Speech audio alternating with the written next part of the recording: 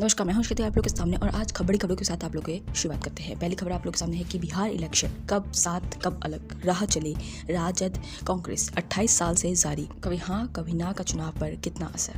कैसे बिहार में अभी अपने दम पर सरकार बनाने वाली कांग्रेस राज्य में सहारे पर निर्भर हो गई है। बिहार में इस अपने साल की अंतिम तिमाही में होने वाले विधानसभा चुनाव को लेकर सरगर्मियां तेज हो रही है, जहां सत्तासीन एनडीए में शामिल भारतीय जनता पार्टी, भाजपा, जनता दल यूनाइटेड, जदयू और यहाँ पे लोक जनशक्ति पार्टी लोजपा समेत सभी दल एक साथ आने के को लेकर प्रतिबद्धता जता चुके हैं। वहीं विपक्षी महागठबंधन में भी गठबंधन को लेकर बातचीत जारी है। अगली खबर आप लोग सामने है कि ऑल पार्टी डेलीगेशन अब सातों भारतीय शिष्टमंडल सक्रिय, पाक को बेनकाब करने फ्रांस पहुंचा रविशंकर प्रसाद नीति दल।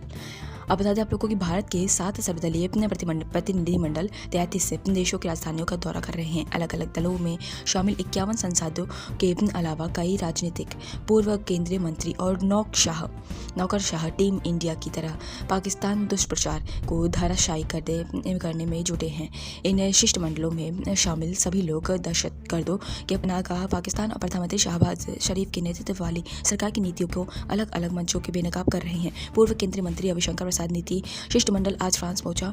इसके पहले वह एक दल न्यूयॉर्क के रास्ते गुयाना पहुंचा, जबकि अन्य दल बहरीन, कतर, रूस, जापान और यूएई जैसे देश के दौरे पर पहुंच चुका है। पाकिस्तान प्रायोजित आतंकवाद के खिलाफ भारत की कूटनीतिक मुहिम जारी है। अगली खबर बता दें आप लोगों को कि देवघर पहुंचे अधिकारियों पर मधुमक्खियों का हमला हुआ, सीडीओ बेहोश, डॉक्टरों ने 350 से ज्यादा डंक निकाले।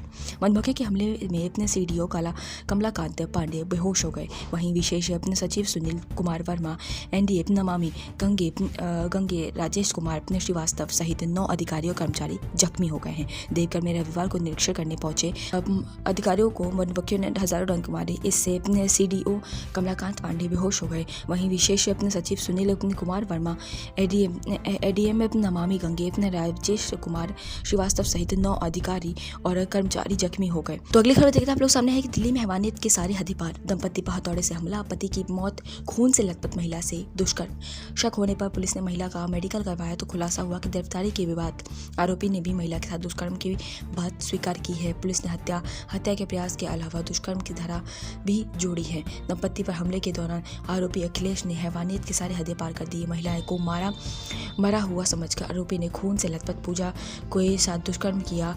पुलिस की पूछताछ में आरोपी ने खुलासा किया कि भारी भरकम हथौड़े से कमल के सिर पर वार किया और उसकी हत्या के बाद पूजा के साथ भी आरोपी ने ऐसा ही किया। अब उसे लगा कि दंपति की मौत हो चुकी है तो उसने अपने हवस मिटाने के लिए पूजा को मरा हुआ समझकर हैवानियत की वारदात के बाद आरोपी मौके से भाग गया। सूचना मिलने के बाद पुलिस मौके पर पहुंची। पूजा की हालत देखने के बाद पुलिस को शक हुआ। इलाज के दौरान उसका मेडिकल हुआ तो उसमें दुष्कर्म का पता चला। पुलिस ने आरोपी के खिलाफ हत्या के प्रयास और दुष्कर्म की धाराएं जोड़ दी हैं। आरोपी ने खुलासा किया कि वह दंपति को सबक सिखाना चाहता था। हत्या के बाद भी जब उसको संतुष्टि नहीं मिली तो उसने महिला के साथ दुष्कर्म किया। वह पूजा से भी बदला लेना चाहता था। पुलिस उससे पूछताछ कर रही है। वरिष्ठ पुलिस अधिकारी ने बताया कि कमल व पूजा दोनों का बदला हुआ नाम झांसी यूपी में रहने वाले थे। इनके यहाँ 4 बेटियां व 1 बेटा है। वहीं 2 बेटियां की शादी हो चुकी है, बाकी बच्चे गांव में रहते हैं। कुछ साल पहले कमल गुरुग्राम में अपने काम कर रहा था। वहीं उसकी मुलाकात अखिलेश से हुई थी। कमल और अखिलेश का आना जाना होता रहता था। कुछ समय पूर्व इनके ठेकेदार ने काम के लिए दिल्ली बुला लिया। दोनों कटवारिया अपने सराय में अपने रहने वाले। इस बीच अखिलेश की पूजा से अपने बातचीत होने लगी। वह अक्सर उसके घर पर आकर उनसे बातचीत करने लगी और कमल को इसका पता चला तो उसने एतराज़ किया। अखिलेश ने पत्नी से दूर रहने के लिए कहा। पूजा ने भी अखिलेश को बातचीत करना बंद कर दिया और अखिलेश को लगा कि शायद पूजा की किसी दूसरे की नज़दीकियाँ बढ़ गई हैं, इसलिए वह उसे नज़रअंदाज कर रही है। बदला लेने की नीयत से उसने वारदात को अंजाम दिया। आरोपी ने पहले अपने कमरे में अपने शराब पी, बाद में वह हथौड़ा लेकर कमल के कमरे में पहुंचा और वारदात को अंजाम दे दिया। अगली खबर आप लोग सामने है कि दिल्ली मौसम में एक दिन पहले हुई बारिश में टूटा 125 साल का रिकॉर्ड, जमकर बरसे बदरा। राजधानी में शनिवार मध्य रात्रि के बाद हुए जमकर बारिश ने मई महीने में होने वाली बारिश का 125 साल का रिकॉर्ड तोड़ दिया गया है।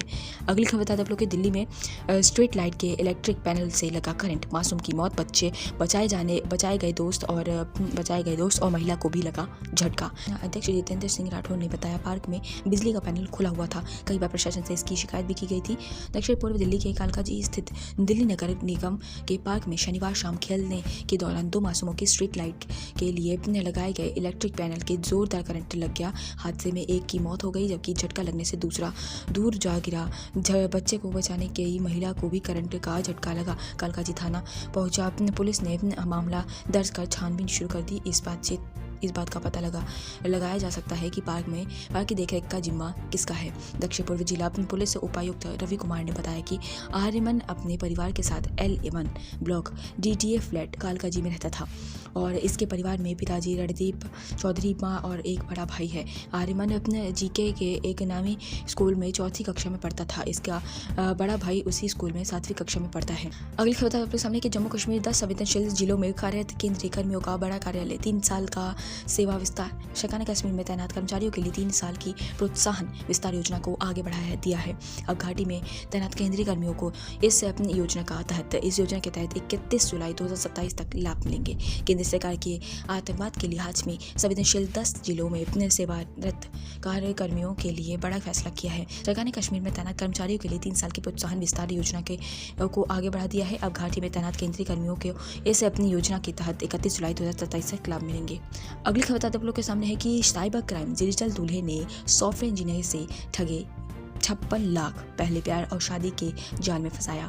फिर मैट्रिमोनियल साइट के जरिए दोस्ती कर महिला सॉफ्टवेयर इंजीनियर 45 से 56 लाख 40 हज़ार रुपये की ठगी की घटना सामने आई है। साइबर जालसाज ने पहले फर्जी पहचान व फोटो के जरिए महिला इंजीनियर से दोस्ती की और फिर शादी का झांसा भी देने लगा। एक दिन सूचना दी कि वह विदेश में है और तोहफे में हीरे गहने अपनी विदेशी मुद्रा लेकर आ रहा है। फिर कुछ ही दिनों में फ़ोन कर जानकारी दी कि वह दिल्ली एयरपोर्ट पर आ गया है, लेकिन बेशकीमती हीरे गहने व विदेशी मुद्रा होने के कारण उसे रोक लिया गया है। इसलिए कुछ पैसे की जरूरत है और उसके पास अभी विदेशी मुद्रा ही है। अगर भेज देगी तो मिलते ही वापस कर देंगे। के बाद भावनात्मक रूप से पीड़ित को ब्लैकमेल किया गया। इसे समझ नहीं पाई और रकम भेजने लगी। फिर जालसाज के अपने दूसरे साथियों ने कस्टम अधिकारी बनकर भी रकम ट्रांसफर करवाई। अलग अलग बैंकों के 6 खातों में ठगी की रकम ट्रांसफर कराई गई। यह पूरी ठगी 10 दिन के अंदर हुई। ठगी की जानकारी होने के बाद पीड़ित महिला ने साइबर क्राइम थाना सेक्टर 36 में शिकायत की। थाना पुलिस ने से मिली जानकारी के मुताबिक सेक्टर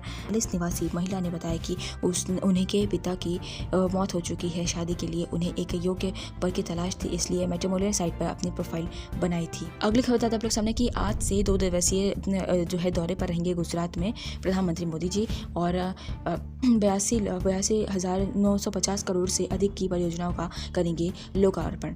पीएम मोदी आज 2 दिवसीय दौरे पर अपने गुजरात आएंगे। यहाँ वे 77,400 करोड़ से अधिक की परियोजनाओं की शुरुआत करेंगे। दाहोद में वे लोकोमोटिव अपने विनिर्माण संयंत्र का उद्घाटन भी करेंगे। अगली खबर बता दें आप लोग सामने कि अमित शाह इन महाराष्ट्र आज से 3 दिवसीय महाराष्ट्र दौरे पर शाह नागपुर, दाहोद और मुंबई में कई कार्यक्रम करेंगे।